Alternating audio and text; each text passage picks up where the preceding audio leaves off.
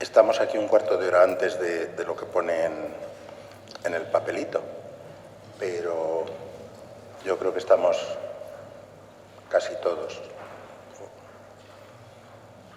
Por lo tanto, vamos a empezar. Lo que pone aquí es bienvenidas, saludos y agradecimientos. Los dos os hemos hablado en la Eucaristía, venimos de la Eucaristía, y como me decía una vez un sacerdote, le pregunté, ¿qué tal estás? Y dice, acabo de celebrar la Eucaristía. Yo cuando celebro la Eucaristía estoy siempre muy contento. Entonces, estamos todos muy contentos porque hemos recibido al Señor y nos disponemos a este acto académico, familiar también y al mismo tiempo académico, como acto de comienzo de curso. Yo a quien tengo que dar las gracias especialmente es a don Manuel Palma, que le va a presentar ahora con detenimiento Francisco Adarve. Y nada más, gracias por haber venido.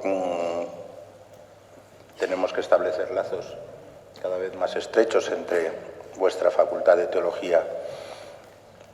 Cuando nos reunimos los obispos de Andalucía decimos obispos del sur, pues centros de teología del sur, nos tenemos que unir. Somos realidades diocesanas y todo lo que sean comunicación de bienes entre nosotros, comunión de bienes entre nosotros, será sin duda un bien. No aspiramos a competir nunca con Sevilla, que es una gran ciudad, y nosotros estamos muy contentos de ser una ciudad pequeñita con muchos turistas, eso sí, pero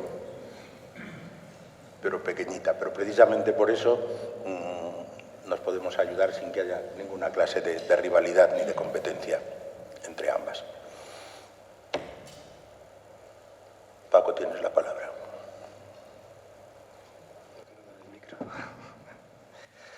Bueno, pues esta mañana tenemos la suerte de tener con nosotros a Manuel Palma Ramírez, que es presidente decano de la Facultad de Teología de San Isidoro de Sevilla desde 2019, que es el momento en que se constituye como Facultad de Teología, por tanto el primero, ¿no? Él es doctor en Filosofía por la Pontificia Universidad Gregoriana de Roma, con un doctorado sobre el tema diversión y apuesta en el corazón del pensamiento de Blaise Pascal, aunque no será el tema que afrontaré esta mañana, ahora después os diré algo. También es licenciado en Teología por la Facultad de Teología de Granada.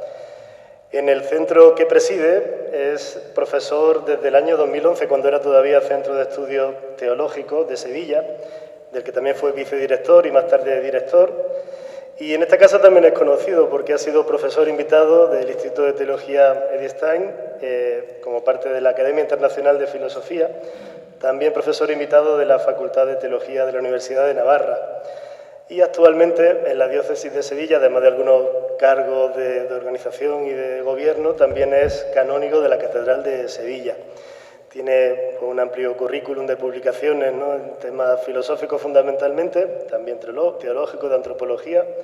Y esta mañana pues, nos propone adentrarnos en el pensamiento de Michel Henry, sobre la audacia de su pensamiento cristiano, que precisamente esta mañana con don Javier decíamos que Nuevo Inicio, ¿no?, acaba de publicar uno de sus volúmenes, de sus obras, ¿no? Y bueno, pues sin más le cedo la palabra.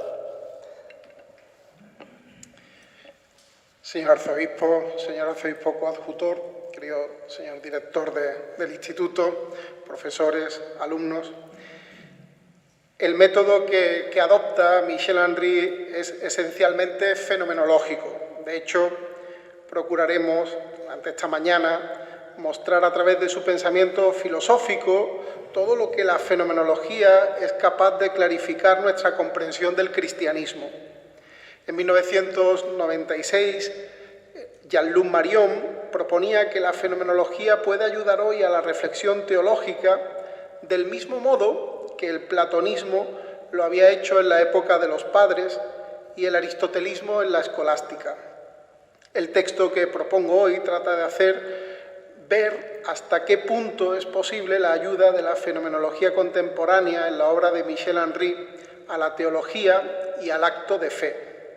Para ello, presentaremos la cronología de su vida y el desarrollo de la bibliografía de este autor sugerente que pone en juego un pensamiento cristiano con audacia. Michel Henry nació el día 10 de enero de 1922 en la ciudad portuaria de Haiphong, en el norte de Vietnam. Para Henry, haber nacido en un país lejano no señalaba fundamentalmente a la geografía del Extremo Oriente, sino, dice él, su venida a la vida, de la que nadie ha encontrado aún su fuente en continente alguno. Solo 17 días después de su nacimiento, su padre, comandante de marina, moría en un accidente de tráfico. Michel Henry únicamente pudo conocer a su padre a través de las palabras de su madre, en las que él imaginaba un personaje de Conrad o de Claudel. Dice Michel Henry: en verdad, yo no sé nada de él, como tampoco sabía nada de aquel niño que pasó sus primeros años en Vietnam. Él mismo reconoce que ante la idea de desenvolver un relato autobiográfico siente desvalimiento, a la vez que considera además el carácter problemático de esta pretensión. La razón es clara: el verdadero yo, propio de cada persona, es un yo no mundano y por eso ajeno a toda determinación objetiva o a toda determinación empírica. La historia de una persona, las circunstancias que la envuelven, son mucho más que una mera máscara más o menos halagadora. Dice Michel Henry: vivimos en un eterno presente que no abandonamos nunca, de forma que todo aquello que está fuera de él permanece separado de nosotros por un abismo. El tiempo es un medio de irrealidad absoluta. Si el lugar del nacimiento está vinculado a la carrera y al final trágico de los días de su padre, permanecer en Vietnam y por ende el modo de vida y el despertar cultural de Michel Henry se debe fundamentalmente a su madre, Suzanne Raté. Fue ella quien decidió no abandonar Indochina hasta 1929. Michel Henry recordará sus juegos infantiles en aquellos grandes jardines y sus travesías por el mar. Mi madre, confiesa Henry, que se había formado en la carrera de pianista antes de casarse, tocaba a menudo para mí. La emoción que sentía entonces no ha desaparecido. Es ella la que me sigue uniendo a mi madre, a todo lo que amo, al arte misma. Y es que la música está ligada a esa dicha que nunca me ha abandonado. Aunque no retomó su carrera de pianista, abandonada en 1919 tras su matrimonio para atender a su marido en Indochina, Suzanne Raté, que había sido alumna de Paderewski y ahijada de Delaborde, ligara por siempre la música a la infancia y a la vida de sus hijos. De hecho, no dejó de ejercitarse al piano cada día durante horas toda su vida. La música no desaparecerá del hogar familiar cuando a los 7 años Michel Henry se traslade a Francia, en donde tras un breve periodo en Anjou, en la casa de unos amigos, pasará a Lille, ciudad en la que vivirá hasta 1937 con su abuelo materno, Émile Raté, compositor y jefe de orquesta, amigo de músicos tan conocidos como César Franck, Gabriel Pernet o Pau Casals. A su familia materna debe Michel Henry su capacidad para trabajar de oído cuando él buscaba en su escritura esa curva sonora del lenguaje que hacía propia y que se sella en la sensibilidad del lector antes que en su inteligencia. Una vez asentada en París, la familia se instala en el distrito quinto de la ciudad, donde su madre permanecerá hasta su muerte, acontecida en 1967. Michel Henry inicia sus estudios en el prestigioso liceo parisino Enrique IV. Allí recibirá clases de filosofía de René Bertrand, profesor por quien siempre manifestará un intenso reconocimiento y al que atribuirá gran responsabilidad de su vocación filosófica, a pesar de que sus clases eran hasta tal punto abstractas que no entendía nada. Dice Michel Henry, y esto quizá nos suene algo, la mayoría de los estudiantes interrumpían a Bertrand bien jugando, bien proponiéndole cuestiones absurdas. En la memoria de Michel Henry quedará el recuerdo del castigo que le fue impuesto en el liceo y que le obligó a permanecer allí trabajando un texto de filosofía. En primera fila, Michel Henry, a pesar del alboroto, leía y poco a poco comprendía. Dice Michel Henry, así entré en el mundo fascinante de las ideas, hasta el punto de que aquel tipo de discurso de pronto se había hecho para él transparente.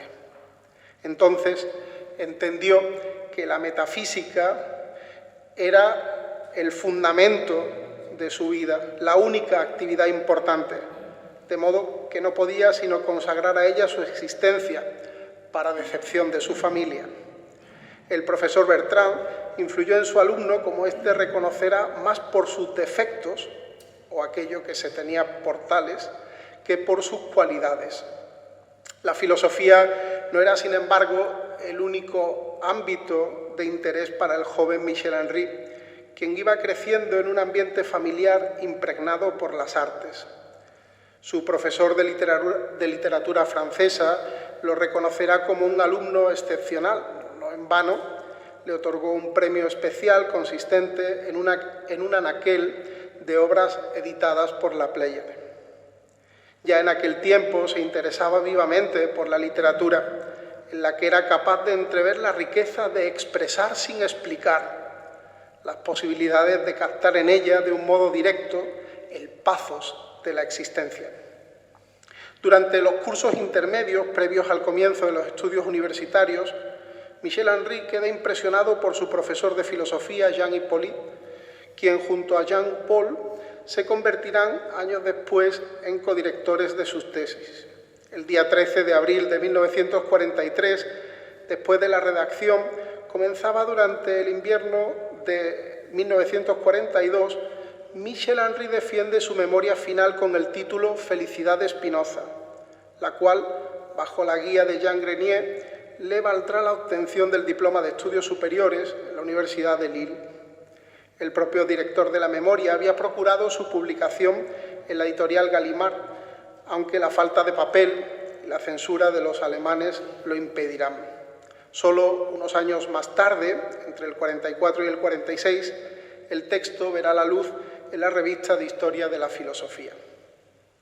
Los años de estudios universitarios de filosofía de Michel Henry se desarrollan en medio de un contexto complejo, puesto que desde 1939, sabemos bien, Francia se convierte en actor protagonista de la Segunda Guerra Mundial. Esta situación toca de lleno a la familia Henry. Apenas iniciado el conflicto, el hermano mayor partirá a Inglaterra entre el grupo de los 20 primeros Free French que encabezaba el general de Gaulle. Obviamente, su ejemplo, dice Michel Henry, fue importante para mí. Nuestra familia, reducida ahora a 2 personas, estaba traspasada por la angustia de no volverlo a ver. Jóvenes estudiantes, seguíamos con estupor los acontecimientos que se estaban desarrollando más allá del Rin, indignados al ver que nadie hacía nada por detener a los invasores. Recién diplomado en junio de 1943, también Michel Henry pasará a formar parte de la resistencia francesa, escapando así del servicio de trabajo obligatorio impuesto por los alemanes. Se integrará en el grupo Alto Jura, en la sección Pericles, formada por los intelectuales, con la que llevará a cabo misiones en la ciudad de Lyon, que permanecerá ocupada hasta el final del verano de 1944. Durante este tiempo, su nombre en clave fue Kant, en alusión al único libro que Michel Henry había podido llevar en su mochila, La crítica de la razón pura. El propio Michel Henry confesará que la experiencia de la resistencia había tenido una profunda influencia en su concepción de la vida. Durante todo ese tiempo debió disimular lo que pensaba y lo que hacía, en una especie de hipocresía permanente, frente a la cual la esencia de la verdadera vida se le revelaba como profundidad invisible que él denominaba subjetividad clandestina. Incluso en los peores momentos, cuando el mundo se volvía atroz, escribe Michel Henry, la sentía en mí como un secreto íntimo que debía proteger y que a la vez me protegía. En este sentido, tuvo en mente escribir un relato de aquellos acontecimientos bélicos que él habría titulado El libro de los muertos. Del mismo modo, también en las trincheras empieza a forjarse su propia comprensión de la esfera político-ideológica, la cual, a ciencia cierta, poco tiene que ver con el mito de la polis griega, en la que cada uno encuentra, naturalmente, la realización de su propio ser. Aquel espacio luminoso de la convivencia social ateniense chocaba con la violencia de las armas, la delación, las torturas, la muerte de muchos, la pobreza generalizada. Es en este contexto en el que, de una forma determinante, Michel Henry descubre que la salvación del individuo no puede venir del mundo. La mayoría de sus compañeros de combate, tratando de ser coherentes con las reivindicaciones de sus cantos de guerra, se afiliaron al Partido Comunista. Frente a ellos, la de Henry representa una posición metafísica original, se podría decir ajena a los nuevos totalitarismos que se comienzan a forjar en la posguerra. Reticente frente al peligro hegemónico de Estados Unidos y el sistema que pretendía exportar al resto del mundo, y a la vez distante del comunismo, preservado, según confiesa, de este inmenso movimiento de la historia de la sociedad gracias a Kafka, ese pequeño burgués que había preferido mirarse el ombligo antes que participar de aquel sistema. No deseaba una ideología política en oposición a otra, sino una concepción de la realidad profunda de la vida, cuya intuición todavía no había tematizado. Esta vida, manifestada en el individuo y de la que éste es directamente dependiente, nada tiene que ver con una estructura racional, colectiva, administrada por un Estado todopoderoso. En medio del sufrimiento y de la muerte, la clandestinidad le había enseñado esta dimensión invisible de la vida. El fin de la guerra, Michel Henry lo dedica al estudio del griego y a la preparación de los textos en lengua original del examen de agregación, entre los que se encontraban las Eneadas de Plotino. Durante 3 meses se consagró plenamente a su estudio con la hermana de un camarada maqui que lo había llevado herido de gravedad sobre su espalda, después de que unos soldados alemanes les hostigasen atacando su campo desde las montañas. En 1945, Michel Henry obtiene la agregación de filosofía y vuelve así al terreno de la investigación, donde se decide a encontrar el sentido de su existencia alejado de la vida pública. Aunque entonces sufría las duras condiciones de la carestía y de la pobreza, no obstante, respecto a los años de guerra, el escenario social se había alterado por completo. La muerte, la pobreza continua de la muerte, ya no se cernía por todas partes. Un permanente estado de movimiento caracterizará esta etapa de su vida y la forja de su pensamiento, de modo que algunos hitos exigen que Michel Henry abandone la estabilidad de su hogar y renuncie por el momento a esa estabilidad que le otorgará una cátedra universitaria. Como si de un Descartes contemporáneo se tratase, su filosofía se va trabando en el desplazamiento continuo. El primero de esos movimientos tiene lugar poco después de la guerra, cuando Michel Henry, en compañía de 2 camaradas, se dirige al sur de Friburgo para cumplir con la tarea que la Comisión Internacional de Ginebra les había encomendado: buscar y comprar un hotel de montaña destinado a acoger a supervivientes de los campos de concentración. Llevada a cabo su misión, deciden visitar a Martin Heidegger en la Selva Negra. Después de recibir como regalo de los visitantes 1 kilo de café, ofrenda bastante preciada en la Alemania de la época, la Alemania de posguerra, la señora Heidegger fue en busca de su marido que estaba aserrando madera. Tras superar sus reticencias iniciales, el peso del café bien lo valía, tuvo lugar una conversación que se extendió durante 3 horas, en la que Heidegger respondía pausadamente en alemán a las preguntas de los jóvenes interlocutores, mientras fijaba en ellos sus pequeños ojos vivos para asegurarse de que habían entendido su discurso.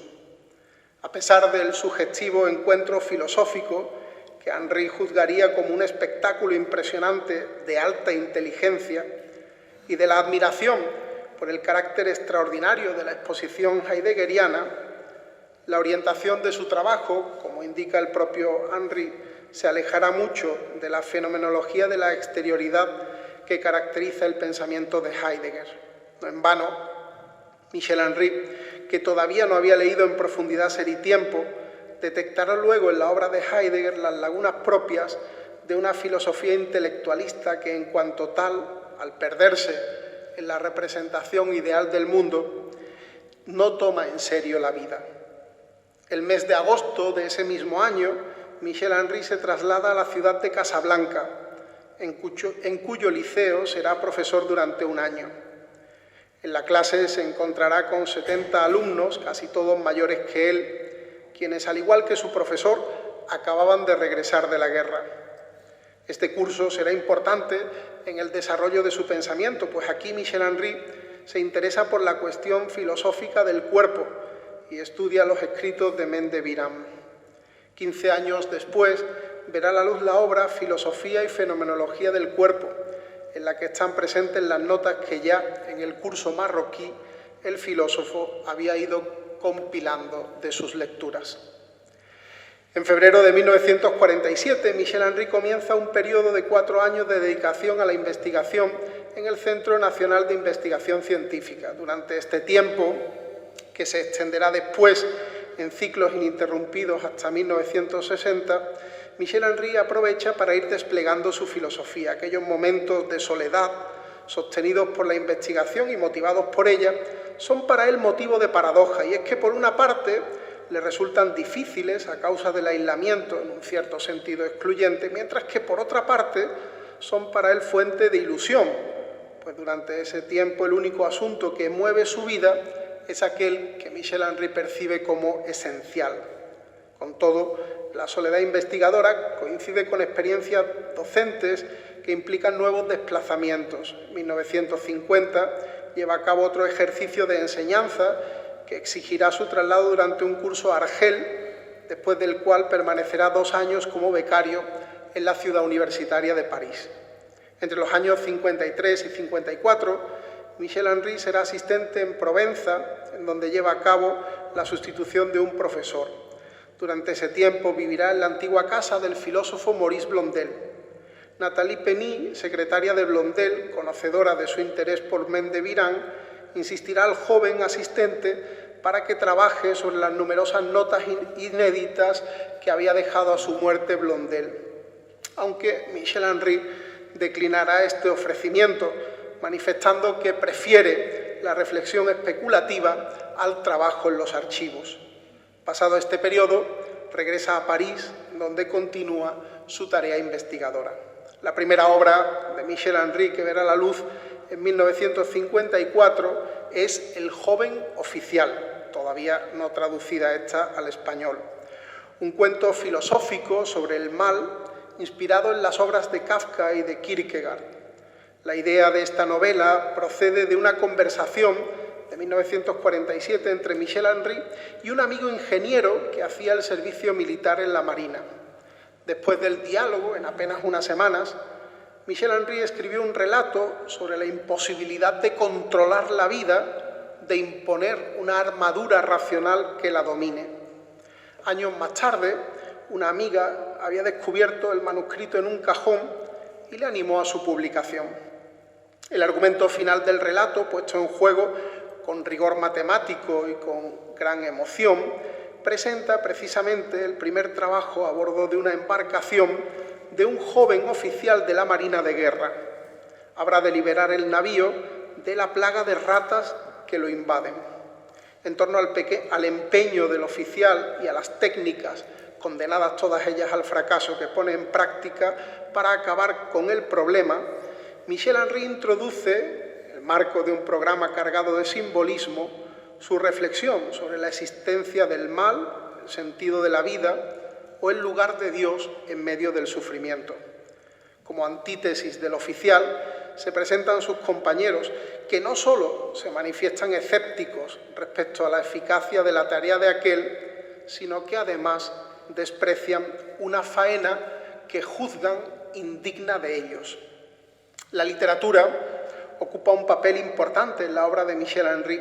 No en vano, además de esta, publicará otras 3 novelas: El amor a ojos cerrados, en 1976, El hijo del rey, en el año 1981, y El cadáver indiscreto, en 1996. Michel Henry gusta de la escritura literaria, ya que a través de ella puede expresar de otro modo cuestiones radicales de la vida. De hecho, al inicio había querido dividir sus días en 2 momentos: por la mañana, dedicado a la filosofía, pensamiento puro, conceptualización fenomenológica, y otro, a mediodía, a la creación literaria, espesor misterioso de lo concreto. En 1958, Michel y Henry, que se habían conocido un año antes, contraen matrimonio.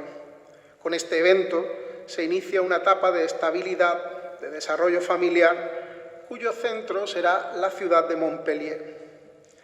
Jean Hippolyte propone a Michel Henry que opte a una plaza de profesor en la Sorbona.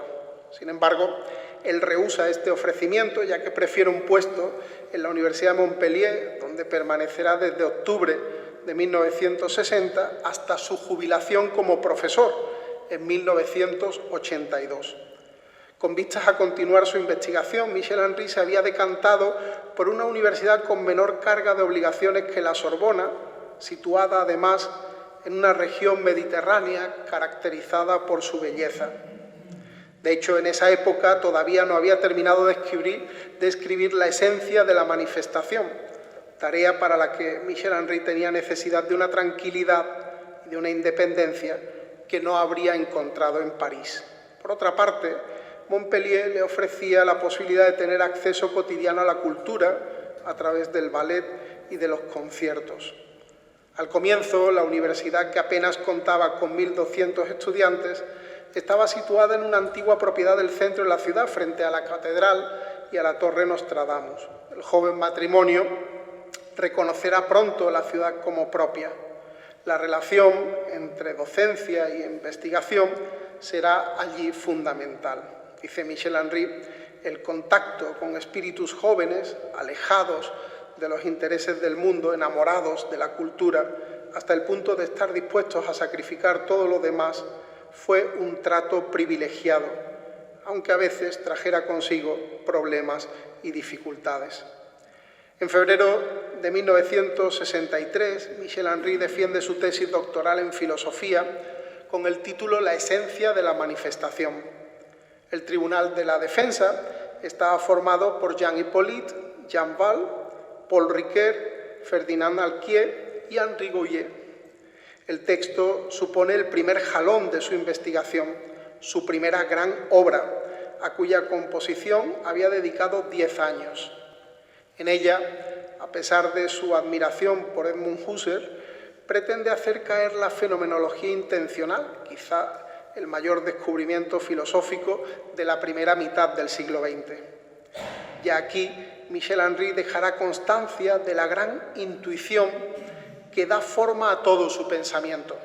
La fenomenología husserliana, como prolongación de toda la filosofía clásica desde Grecia, no puede ir más allá de la relación impersonal entre la conciencia y el mundo, olvidando lo esencial de la realidad, esto es, la vida en la que cada uno nace al ser. 2 años después se publica su obra Filosofía y Fenomenología del Cuerpo, que Michel Henry había terminado en el año 49. Toda ella es un análisis de la ontología de Mendès-Virán, que inicialmente pensó insertar como un capítulo de la esencia de la manifestación, pero que a causa de sus dimensiones presentó como texto independiente. Frente a las corrientes idealistas, el autor sostiene aquí el carácter concreto de la subjetividad, haciendo ver cómo ésta se confunde con el propio cuerpo. Henry niega la influencia de Merleau-Ponty en la tesis de la obra, al tiempo que certifica que la fenomenología de la vida que emerge se opone a la que se ha desarrollado en Alemania y en Francia. La vida debe ser pensada, dice Michel Henry, no como intencionalidad o como trascendencia, sino por exclusión de ambas. En el año 1965, casi por casualidad, Michel Henry comienza el estudio de la filosofía de Karl Marx. De hecho, en el programa filosófico de la universidad se introduce ese curso el estudio de la obra de Marx, La ideología alemana, sobre la que ofrecerá un seminario. Allí tendrá ocasión de descubrir la vida en el trabajo de Marx, que lo confirma en su propia filosofía, en las antípodas del catecismo marxista. Se abre una investigación que prolongará durante 10 años. El fruto de ese estudio es el libro monumental Marx, publicado en 1976 por la editorial Gallimard en 2 volúmenes. El primero, Una filosofía de la realidad; el segundo, Una filosofía de la economía. En este periodo, gracias a sus viajes, Michel Henry tiene la oportunidad de conocer la vida de los países comunistas, Checoslovaquia, Hungría y Alemania del Este. Sobre el terreno puede comprobar el fracaso de las sociedades de inspiración marxista que se fundan autoritariamente sobre bases racionales ideológicas, sin preocupación alguna por los hombres.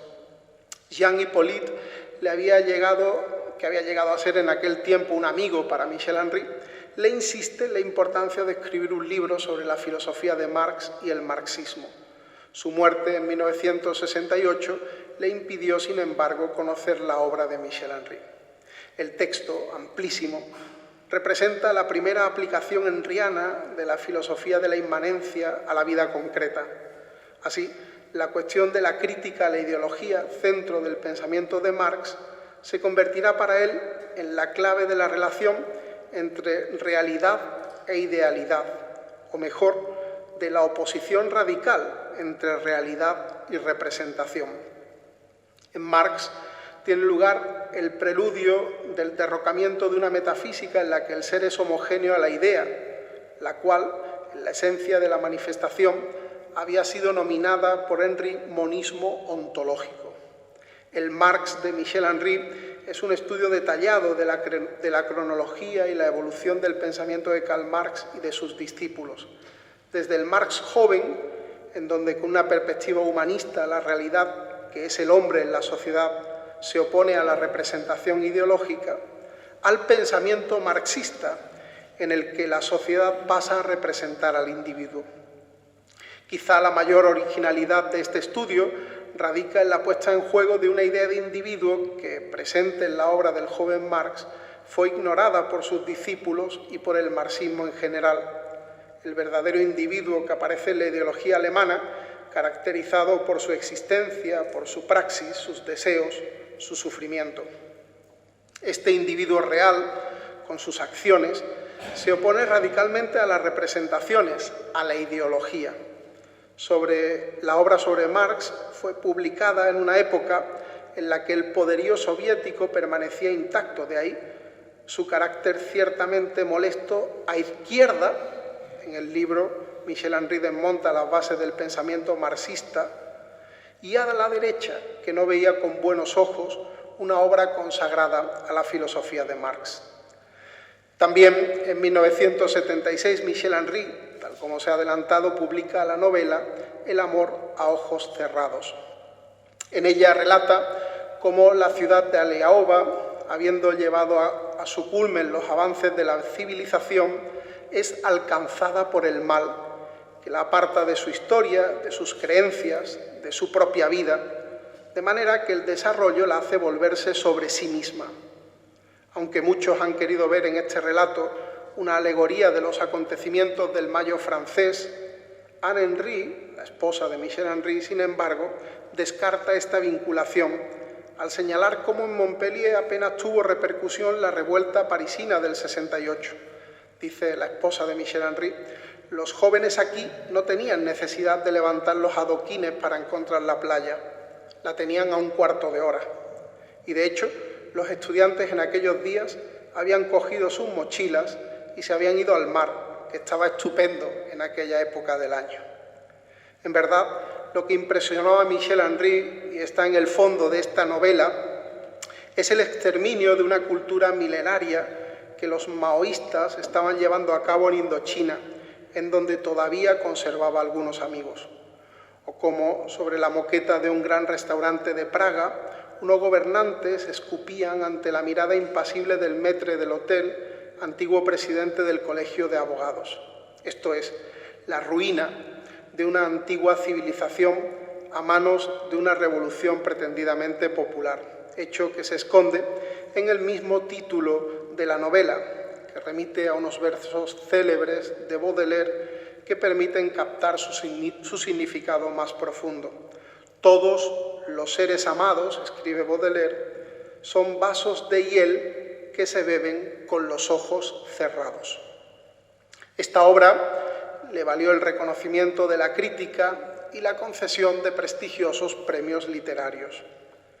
En el año 1981 ve la luz la tercera novela de Michel Henry, El hijo del rey, novela que en español está editada aquí en Granada por la editorial Nuevo Inicio, que pueden además adquirir a la salida. La historia que narra esta obra, expresión concreta del pathos vital, tiene como escenario un centro psiquiátrico. José, uno de los internos, dirá de sí que es el hijo de un rey. El protagonista de la acción, como si de un personaje de Dickens se tratase, destaca por la lucidez de sus juicios, que sirven de presentación a toda una galería de personajes que se encuentran en los límites de la vida. En todo momento, estos personajes, en un ambiente casi carcelario, aspiran a conservar lo que para otros no es sino una locura, su individualidad. Ello los hace mantener una lucha contra los médicos, que pretenden normalizarlos con sus medios racionales y acabar así con su diferencia subjetiva. Estos personajes resisten, a pesar de su fragilidad, apoyados en la certeza de su grandeza, reivindicando, sin olvidar jamás, su condición real.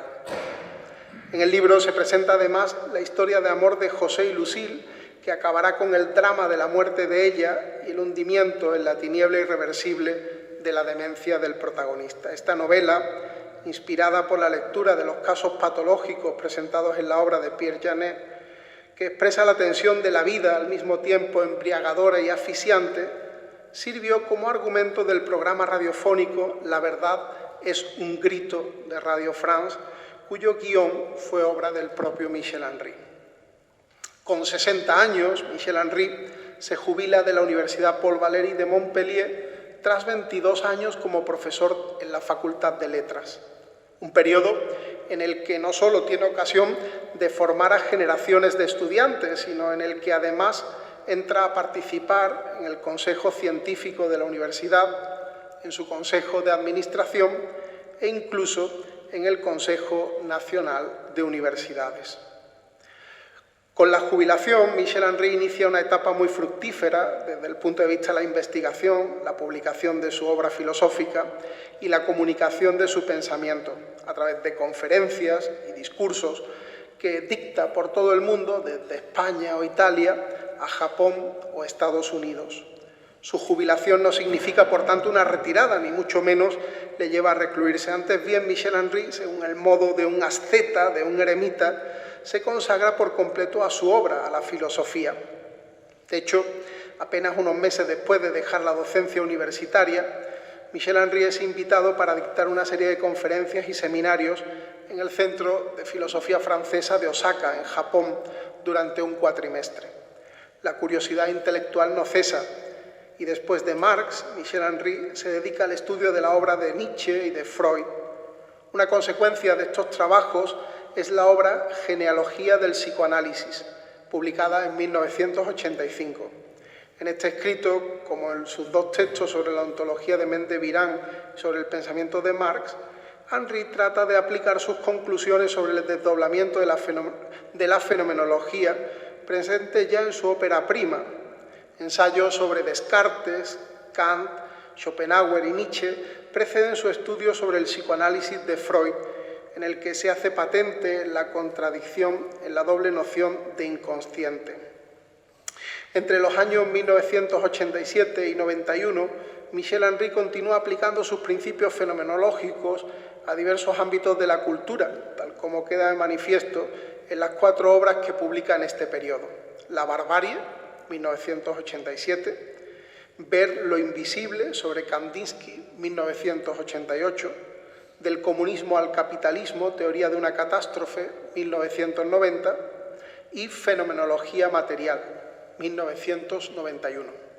En La barbarie y en Del comunismo al capitalismo, él trata de aplicar esta noción fenomenológica de la vida a la cuestión de la sociedad y de la evolución de la cultura. De hecho, La barbarie es el resultado de años de investigación que permite comprender, a partir de su concepción de la vida, ciertos aspectos del mundo moderno. Bajo el prisma galileano, la nueva ciencia no escolástica se había forjado sobre la exclusión de la vida, de modo que su objeto de estudio, material insensible, se convierte en objeto geométrico. Esta transformación permite la obtención de un cierto saber evidente, susceptible de ser expresado de modo matemático, cumpliéndose de este modo el deseo de Descartes. El universo material es conocido objetivamente al precio de excluir de él la subjetividad, la vida. Este proceso conduce al saber científico a reclamar para sí una cierta hegemonía que lo convertirá en el único conocimiento legítimo, de manera que son rechazados como insignificantes los demás saberes, la cultura, las artes, la ética, la religión. Frente a la cultura se sitúa un cierto tipo de técnica que no es ya la técnica primera, fruto de la sabiduría de la vida que la producía, sino que nace al contrario del conocimiento de las ciencias empíricas. Esta técnica se ha convertido en un conjunto de procesos objetivos que, lejos de hacer al hombre señor y dueño de la naturaleza, lo ha transformado en esclavo del mundo, por cuanto le exige dejar a un lado la vida. Esta vida, no obstante, a pesar de todo, subsiste de una forma bárbara, bajo un prisma inferior.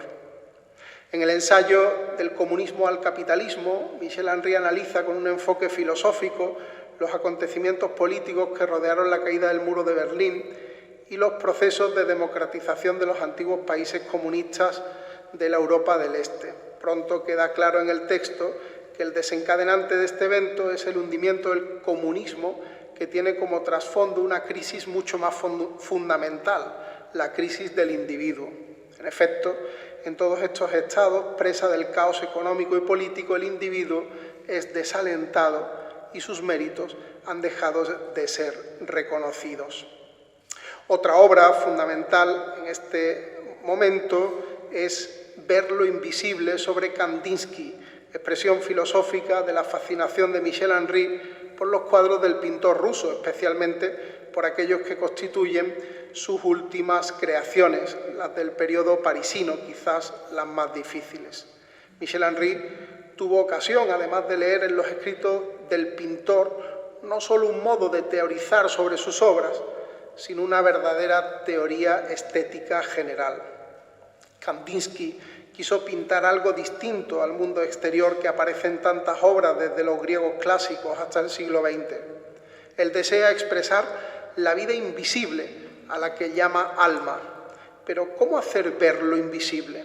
He ahí la paradoja.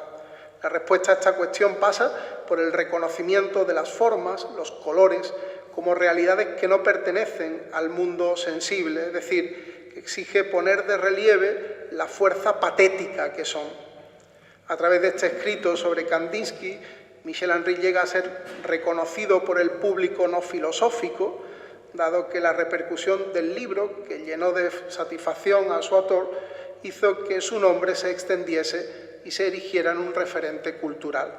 El cuarto texto de este periodo, Fenomenología material, recoge 3 artículos escritos por Michel Henry entre los años 87 y 89, en donde aborda su propuesta fenomenológica en un cara a cara con Husserl y Heidegger. Frente a la visibilidad de los fenómenos, a los que se consagra la fenomenología clásica, Henry esboza una fenomenología material, capaz de designar la sustancia fenomenológica invisible, esto es, la inmediación patética en la que la vida acontece por sí misma. De esta forma, a la estructura interna de la manifestación original no pertenece ya ninguna fuera, ningún éxtasis. Esa sustancialidad fenomenológica no es la de la visibilidad, por lo que ninguna categoría filosófica le puede ser aplicada. La vida no es una cosa, por ejemplo, el objeto de la biología, sino el principio de toda cosa. La vida define, por tanto, la esencia de la fenomenicidad pura y, en consecuencia, del ser mismo. Así, la jerarquía ontológica clásica es puesta en jaque. No es el ser el que funda la vida, como si los vivientes delimitasen una región especial del ser, una ontología racional. En 1996, Michel Henry publica su última novela, El cadáver indiscreto, en donde vuelve a destacar la misma cuestión que, aunque no ha sido tratada en su corpus filosófico, aparece una y otra vez en sus relatos: el origen del mal y, por ello, el origen del mundo, de la relación entre cultura y violencia y de la presencia intrínseca de esta en la afectividad humana. La política y la violencia comparecen en la trama de la obra, cuyo centro es el nombramiento de Jean Dutil como tesorero de un partido caracterizado por los escándalos de corrupción fiscal. Suyo es el cadáver que misteriosamente es hallado en el interior de un hotel. Resulta extraño que la policía no quiera investigar su muerte. Solo un detective particular, Jean Michel, abordará el misterio y desvelará con su narración el avance de su investigación. Sus pesquisas pronto dejan ver el alcance del crimen y la perversión de la crueldad mundana que pretende hacer pasar el crimen por suicidio y convertir la víctima en el culpable, ocultando un cadáver en cierto sentido apocalíptico. Entre los días 2 y 9 de septiembre de 1996 tiene lugar en la ciudad normanda de Cerisy un hito en el estudio de la filosofía de Michel Henry. Por primera vez es organizado un coloquio consagrado por entero al estudio de su pensamiento, cuyo título será La experiencia de la vida. En estas importantes jornadas, que contaron con la presencia del propio Michel Henry, la reflexión giró en torno a 3 ejes. Por un lado, la vida como finalización y la experiencia de la historia de la filosofía.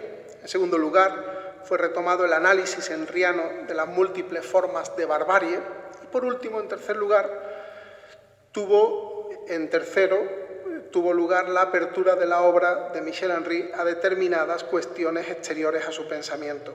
Este evento puso de manifiesto el público extraordinariamente diverso que seguía la obra de Michel Henry. Entre el centenar de participantes en un ambiente abierto se encontraban no solo filósofos, sino además artistas, escritores y curiosos de ideas nuevas.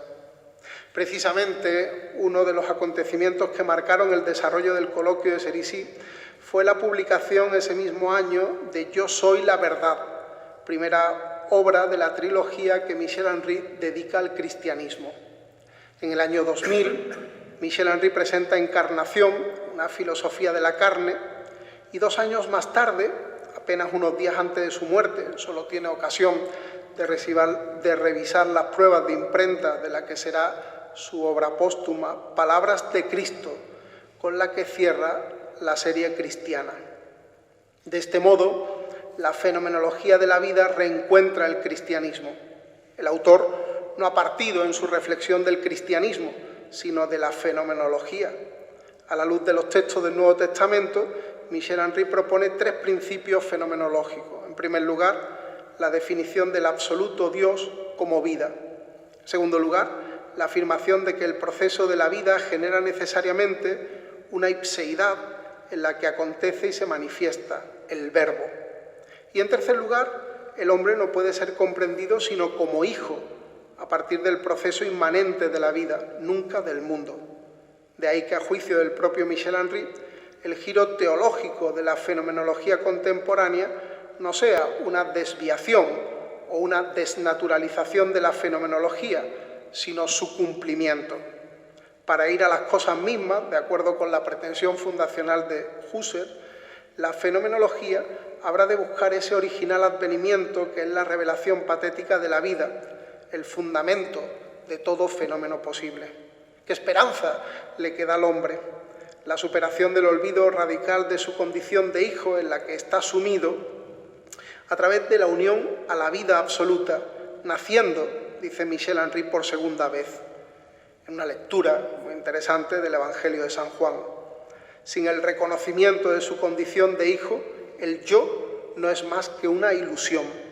Se entiende así el juicio severo de Michel Henry sobre la filosofía moderna, que en sus múltiples críticas al sujeto, por desconocer el hombre la verdad de su esencia filial, ha acabado perpetrando el asesinato del ser humano.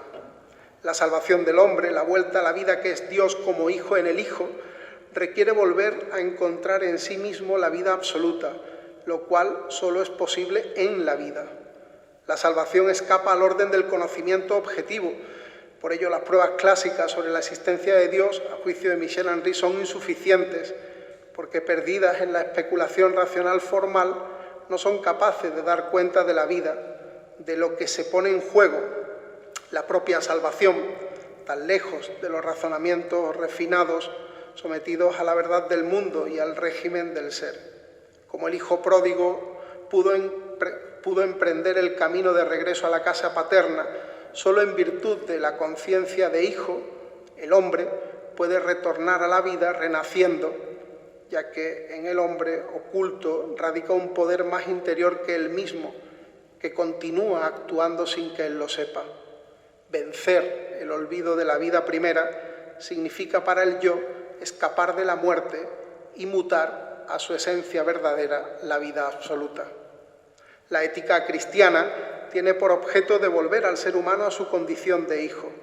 La acción propugnada por el cristianismo en su ética poco tiene que ver con los procesos objetivos de transformación del mundo, ni con la ley impotente e hipócrita que se revela como auténtica maldición. El principio de la acción cristiana es la vida misma, de ahí que el mandamiento de Cristo sea el de la vida, que no prescribe otra cosa sino vivir, amar, en la conciencia amorosa del propio origen. El otro hombre no es ya un objeto sobre el horizonte mundano, al contrario, a él está unido por un fondo oculto, la vida, que rinde cuenta de la común condición de hijos. La ética cristiana nace de la filiación y se dirige al otro para vivir con él en la comunidad de los hijos, poseedores de una misma carne patética. La investigación fenomenológica de Michel Henry estuvo sostenida en su itinerario por el aliento de la fe. De hecho, muchos, pensando que Michel Henry abandonaba la filosofía para dedicarse a la mística, lo dejaron a él, quedándose solo con la investigación. Cuando murió, Michel Henry dejó abierta de par en par la cuestión radical que ha fundado toda su búsqueda. ¿Qué es la vida? La editorial francesa Puff, en su colección Epiméthée, dirigida por el filósofo Jean-Luc Marion, ha ido publicando bajo el título Fenomenología de la vida los tomos en donde se agrupan artículos, conferencias y escritos inéditos de todas las épocas, organizados en torno a los centros fundamentales de la fenomenología, la subjetividad, el arte, la política y el propio cristianismo. Esta contribución posee una importancia fundamental. En efecto, en esos papeles póstumos están in nuce los principios que fundan su obra, que serán desarrollados ampliamente en ella. Junto con esta iniciativa editorial cabe destacar además la publicación de su primera obra, La felicidad de Spinoza, y del texto El socialismo según Marx, aparecido en 2008.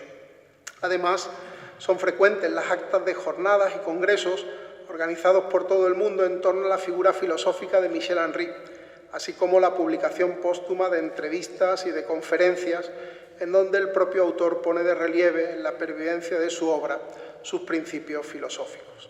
Conclusión. El día 3 de julio del año 2002, el filósofo Michel Henry moría a los 80 años en la ciudad de Albi. Solo unos días después, Robert Majori, escribió en el diario Liberación su necrológica. En ella, además de reconocer a Michel Henry como un filósofo clave de la segunda mitad del siglo XX, destacó sobre todo su ardiente fe religiosa, la cual le permitió esperar la muerte con la confianza de alcanzar la verdadera vida, que en palabras de Michel Henry, será entregada por él a los que lo aman. Por él serán salvados, pues solo Dios es la vida que se manifiesta a quien gusta en su carne la invisible interioridad del Dios viviente. Llama la atención cómo este mensaje, que podría haber salido de la boca de un místico cristiano, fue escrito, sin embargo, por un filósofo. Y es que él vivía plenamente en su filosofía y amaba apasionadamente la vida, razón por la cual, concluye Maggiori, con plena lucidez había acogido valientemente la muerte. Michel Henry fue un hombre reservado, en cierto sentido púdico, dado a la meditación solitaria, que huyó de todo lo que el mundo moderno valora, la técnica o los inventos, y también el brillo, la vanidad, la arrogancia, la carrera hacia el éxito. Con todo, a pesar de no ser conocido por el gran público, su nombre estará siempre unido al de los grandes pensadores del pasado siglo que en Francia contribuyeron a revitalizar la filosofía: Maurice Merleau-Ponty, Emmanuel Levinas o Paul Ricoeur. No en vano, cuando vio la luz su primera obra, La esencia de la manifestación, Jean Lacroix dijo de él que era el nuevo Henri Bergson, algo así como un Bergson que hubiera leído a Martin Heidegger. Personaje ciertamente complejo, de aristas múltiples, consagrado a la enseñanza, durante muchos años profesor en la Universidad Paul Valéry de Montpellier, y a la investigación incansable. De hecho, entre los escritos de Michel Henry se cuentan algunos de los textos más significativos del denominado giro teológico de la fenomenología, pero también ciertas obras literarias con las que obtuvo el reconocimiento de la crítica. Entre los temas que interesaron al filósofo y que dieron forma a algunos de sus libros se encuentran, como se ha señalado, puntos tan distantes entre sí como la filosofía de Karl Marx, el psicoanálisis de Freud, el examen de la cultura contemporánea o la pintura de Vasily Kandinsky. Todos ellos, en su variedad irreductible, convergen, sin embargo, en el relato de una fenomenología de la vida, quizá el tema más original del pensamiento de Michel Henry. Se podría decir que todos sus escritos tienen como trasfondo una cuestión fundamental. ¿Qué es, en definitiva, la vida? Concluyo con palabras de Michel Henry. No solo la vida que hace vivir los cuerpos vivos y que la biología trata de definir, no solo la vida que aparece, sino el aparecer mismo. La vida antes de que se manifieste y se incorpore. La vida que yo sé ser, mi carne, realidad íntima e invisible. Esa inmanencia radical que se me revela inmediatamente, más allá del mundo en el que los objetos toman forma. Muchas gracias.